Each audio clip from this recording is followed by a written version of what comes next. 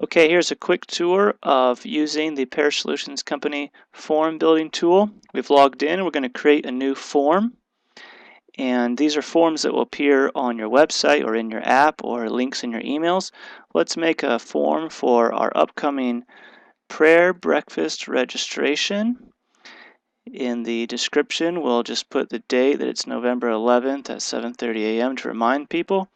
Okay, we would like to have their name, so we just drag that over. We would like to have their email address, so we drag that over. We'd also like them to be able to register guests. So we can say number of guests. I'm typing on the right here.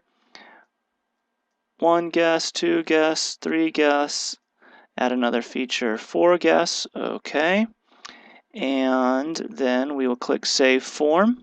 All right. If we click View, that form has been created. You just use this URL, give it to your web designer, or put it in your app, or link to it in an email, and you have your registration form ready to go.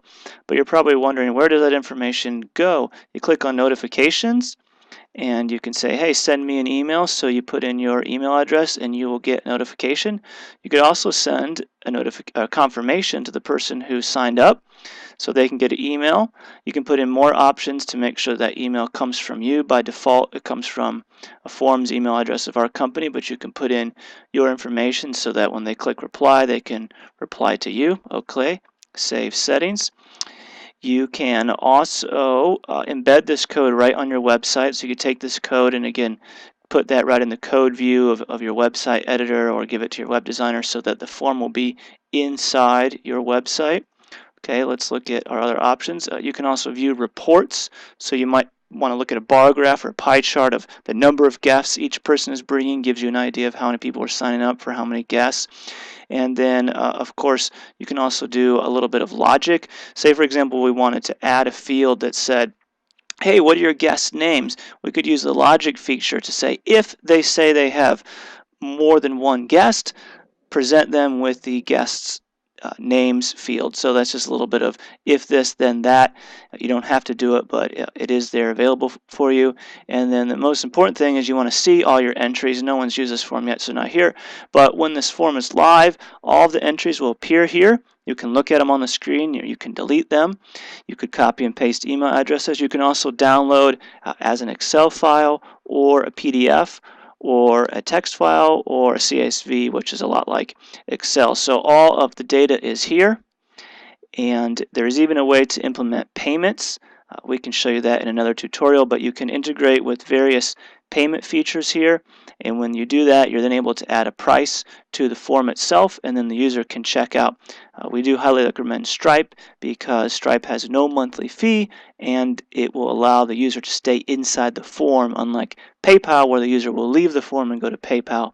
PayPal Pro and Authorized.net will let the user stay inside the form, but you have to pay for that.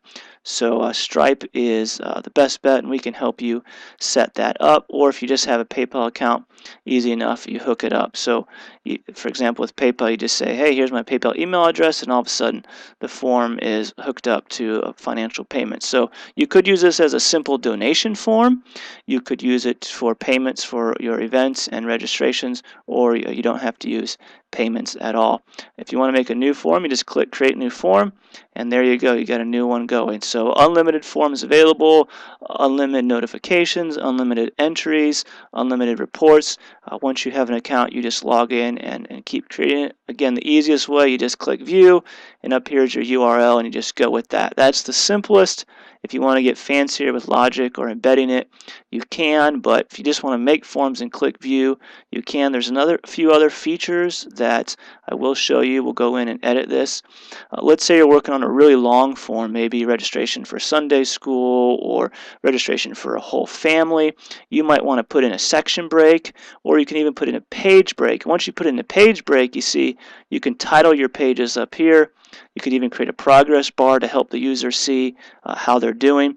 And once you have multiple pages, it is possible for the user to save a URL so that they can go back and work on the form later. So very powerful. You really can use this to replace a lot of your long paper registrations if you want to, or just keep it a simple registration type form for the little simple things you got going on, or go ahead and make it your donation system as well and save some money by removing your current donation system fees.